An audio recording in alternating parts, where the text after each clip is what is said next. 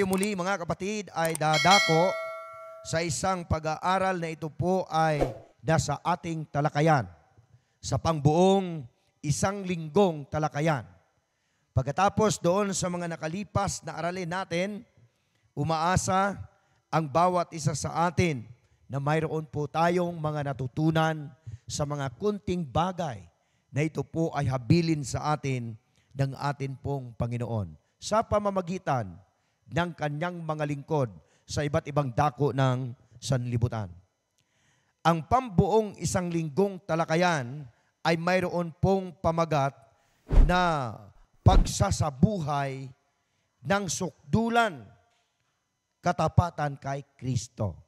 So ito na yung pagpapakita kung paano ipapakita ng mga anak ng Diyos ang kanilang buhay na ito po ay malapit at mayroong katapatan sa atin pong Panginoon bilang naglilingkod sa Kanya.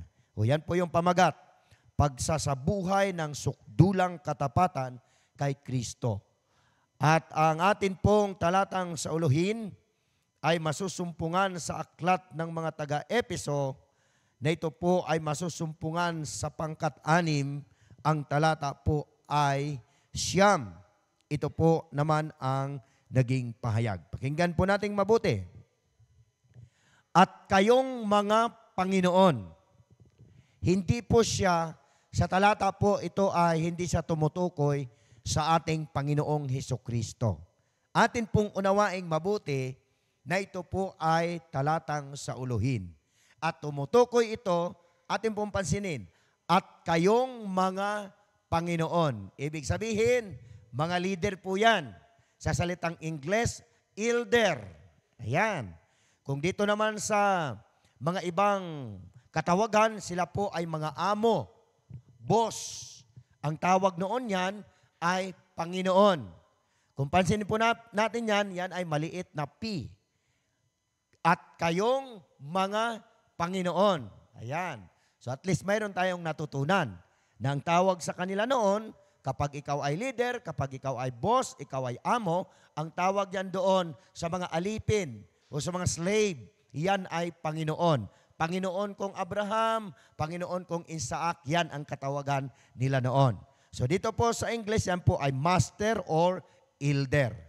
Ang sabi po ng ating talata, sa aklat ng Epeso, pangkat-6 ang talata po ay 9, at kayong mga Panginoon, gayon din ang inyong gawin sa kanila.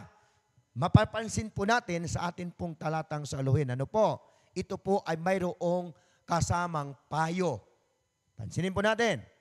At kayong mga Panginoon, gayon din ang inyong gawin sa kanila. At iwan ninyo ang mga pagbabala. Mga urgent message ito sa atin. Itong talata na ito. Yamang na pag-aalaman na ang Panginoon nila at ninyo ay nasa langit at sa Kanya'y walang itatanging tao. Napansin niyo po yung talata natin? Ang unang bahagi ng talata ay binabanggit yan tungkol sa leadership. Magulang, boss, Panginoon. Ngunit dito naman sa bandang ibaba, nagbibigay ito ng babala na kung ano ang gagawin ng mga leader ng nangunguna upang ilapit tayo sa ating Panginoong nasa langit sapagkat yan ay walang tinatanging tao. Hudyo ka man, hintil ka man, kailangan ilapit tayong lahat sa paanan ng atin pong tagapagligtas. So yan po yung ating tatalakayin. Ang atin pong pambuong isang linggong pamagat, yun po yung tinatawag na pagsasabuhay sa sukdulang katapatan kay Kristo. Now, ang lesson po natin ay tumutukoy ito sa mga payo. Especially, the number 1 target ng lesson natin ay ang mga kabataan. Pero pansinin po natin, ang sabi ni San Pablo, tinutukoy niya ang tungkol sa mga bata. Ibig sabihin, nasa hanay ng edad kung anong edad ang kabataan o bata na binabanggit ni San Pablo. Kasi meron namang mga bata, katulad nung maliliit pa, hindi pa ho yan nakakaunawa. So meron silang lesson tungkol dyan. Dito naman, in short, ang sabi ni San Pablo ay tumutukoy sa mga payo ng mga kabataan o mga bata na nasahanay siya ng tamang edad na siya ay tawaging anak o bata doon sa ating Panginoon. Kapag sa hanay ng edad ang pinag-uusapan, tandaan natin, maging ang hero natin, nagsabi po yan, ang kabataan siyang pag-asa ng bayan. Kaya hinuhubog ni San Pablo doon sa taga-Epeso sapagkat alam ni San Pablo na darating ang panahon na ang tatayo bilang mga leader ng Iglesia, yun yung mga masikap na tinuturuan ng mga kabataan upang sa kanilang hanay kapatid, masumpungan na sila ay active sa loob ng paglilingkod sa bahay-sambahan ng ating Panginoon. So yun po yung mensahe na binibigay ni San Pablo para po sa atin pong leksyon. Now, yun pong kabataan kapatid, mga anak natin, madalas pong banggitin yan ni San Pablo na yan ay nakahanay naman at nakatingin sa kanilang magulang. Kaya ang sabi po rito, kailangan irespeto natin ang ating mga anak sa pagdidisiplina kay Kristo nasa obligasyon ng mga magulang. Ang ganda ng lesson natin, kapatid. Kasi hindi tayo inilalayo ni San Pablo, doon tayo nakatutok sa panglimang utos doon sa 10 utos na ibinigay ng Diyos para po sa atin. Ang ganda ng kanyang pahiwatig para sa atin. Para igalang ng ating mga anak ang Diyos, ang ating Panginoon, kailangan tayong mga magulang na nagtuturo sa ating mga anak bilang nakakaunawa sa loob ng Iglesia, kailangan magkaroon tayo ng paggalang sa kanila. Sa papaanong paraan, mga minamahal na mga kapatid, alam na natin yan bilang mga magulang. Ang dami na nating pag-aaral tungkol dyan kung paano natin bigyan ng respeto ang ating mga anak, lalo tigit pagdadala natin doon sa ating paanan ng ating Panginoon. So napakaganda ito, mga kapatid ko. Ang sabi po rito, si San Pablo hindi siya nagkukulang ng pagpayo sa mga kabataan sa loob ng Iglesia. Kasi alam ni San Pablo, kapatid, na sa panahon ng Epeso, sa Church of Ephesian, napakabigat ng pagsubok na kanilang nararanasan. Kasi ang kanilang iglesia, kapatid, nasa gitna ng siyudad ng Epeso at ang nasa paligid, puro pagsubok yan ay ang gawain ng mga hintel. Sumasamba sa Diyos-Diyusan, kaya laging isinasamo ni San Pablo doon sa mga matatanda sa iglesia, mga leader ng iglesia, mga Panginoon sa iglesia na tinitingala ng ating mga anak o ng mga kabataan, kailangan makita nila ang pinakamagandang pangunguna o leadership para sa kanilang pagkahamtong na nasa tamang edad na sila, kapatid. Hindi nila makakalimutan yan, lalo tigit sa pagpapalago sa loob ng ating mga iglesia. Ito po ay mga payo. Urgent message from St. Paul to the Church of Epeso. Ano connect ngayon dito sa ating iglesyang ginagalawan? Ang ganda nito, kapatid. Kasi itinuturo tayo ni San Pablo kung paano tayo gumalang sa Diyos. Tayong mga maedad. Ating igalang ang Diyos ng lubusan sa pamamagitan ng pagsunod ng kanyang banal na kautusan. At upang maipakita natin ang paggalang sa ating Panginoon bilang siya ang leader, siya ang boss, siya ang ating tinitingala, kailangan maipakita natin ang magandang ehemplo sa loob ng iglesia kasi ang target, kapatid, ni San Pablo, kapag makita natin ang good leadership sa ating mga iglesia, tayong mga may edad, makikita at mababasa at mapapansin yan ng ating mga kabataan. kung paano gumalang ang ating mga magulang, yung nagkakaedad sa atin, sa ating Panginoon, matututo silang gumalang sa atin bilang mga magulang na tayo ay naghubog sa kanilang mga karakter kay Kristo. At habang kinikilala natin ang ating magulang na nasa langit, igagalang tayo ng mga anak sa loob ng iglesia para sila naman ay makakilala sa ating Panginoon. Yun po yung payo ni San Pablo sa ating leksyon. Sa araw ng linggo, mga kapatid. So, ang ganda ng talakayan. Bakit? Ito tayo. Ito yung sinabi sa atin ng ating manunulat na si Pablo na hinubog niya tayo dito sa loob ng iglesia sa ikalimang utos ng ating Panginoon na igalang mo ang iyong ama at ang iyong ama upang humaba ang iyong buhay. So dito tayo, doon sa mga may edad, ipapakita natin, tayong mga leader, tayong mga magulang, ipapakita natin bilang mga anak tayo ni Kristo na ating gagalangin ang kanyang banal na kalooban na yun ay nakasulat doon sa 10 utos para humaba ang ating buhay sa paglilingkod.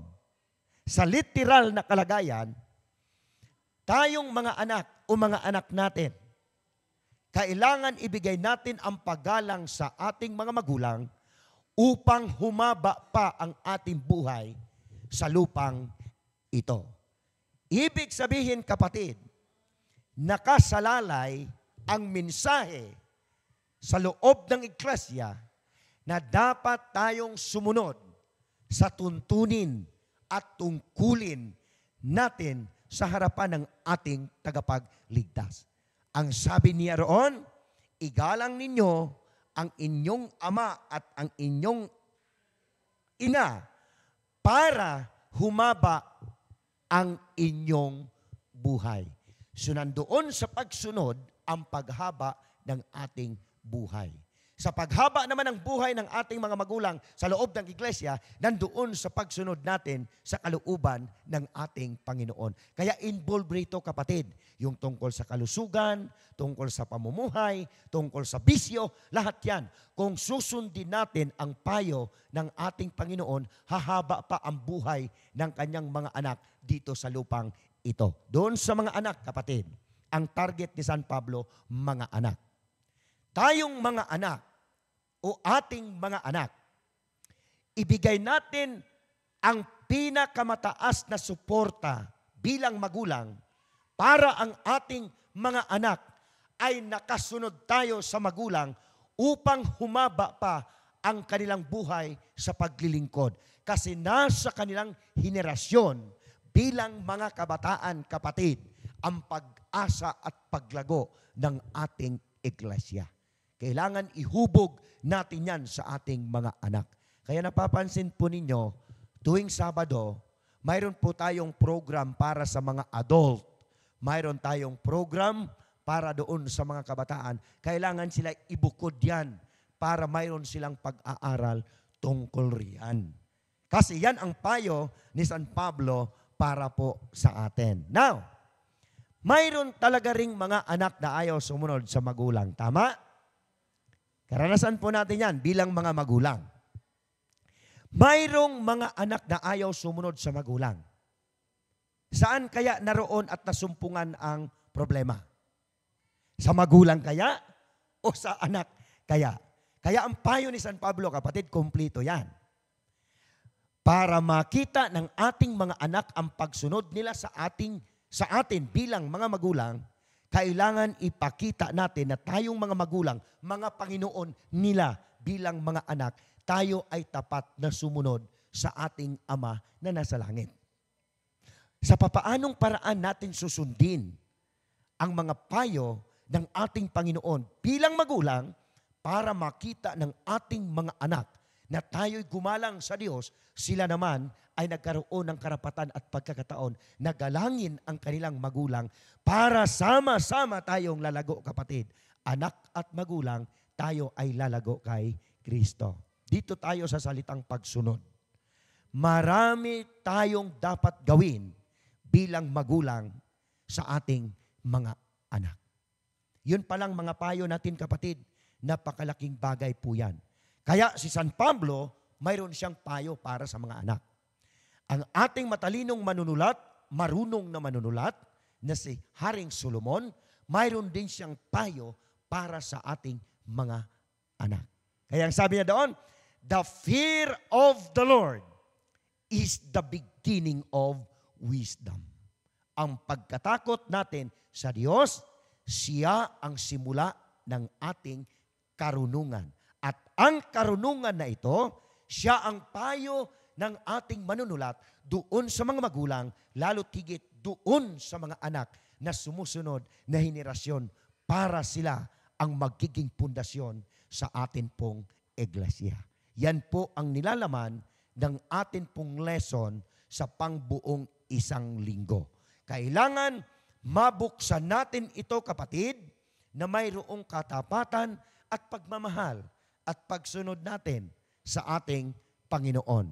Para sa ganon, ang ating mga anak, tayo namang mga magulang, ay humaba pa ang ating buhay at pagkakataon sa pagsunod natin sa ating Panginoon. Kaya panawagan ni San Pablo para po sa ating mga anak, igalang po ninyo ang inyong mga magulang katulad naman ng paggalang ng inyong mga magulang sa ating Panginoon bilang magulang ng lahat. Ulitin ko po, ang atin pong talatang sauluhin, ang ating Panginoon, wala siyang itinatanging tao sa balat ng lupa. Maging sa kapanahunan ni San Pablo, hindi nagtatangi ng tao ang ating Panginoon. Hintil ka man, Hudyo ka man, kailangan tayo'y magkaisa sa ating Panginoon. Mga kabataang hintil, mga kabataang mga Hudyo na nasa loob ng ating iglesia, ng iglesia ng Panginoon, kailangan nagkaisa tayo kay Kristo sapagkat ang gustong iparating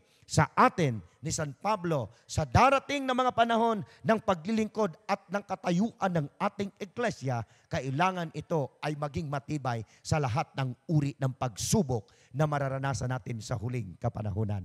Yan po yung ating lesson. Yan ang pinakalundo ng lesson natin sa araw ng linggo. At susundan pa yan, kapatid. Bukas ng hapon, makikita natin kung anong mga proseso na gagawin natin para maakay natin ang ating mga anak doon sa paanan ng ating Panginoon na sila'y namumuhay sa katotohanan para sa ikaliligtas ng ating kaluluwa. So yan po yung ating lesson, mga kapatid, ha? Kaya dito po sa aming mga kaibigan na patuloy na nakikisa at sumusubaybay, pwede kayong mag-comment sa aming mga comment section upang atin pong lalo pang mapalawak at mapalago ang pag-aaral po natin ng atin pong leksyon sa pambuong isang linggo. So ito po ang ating dalangin sa pangalan ng ating Panginoong Hesus. Amen.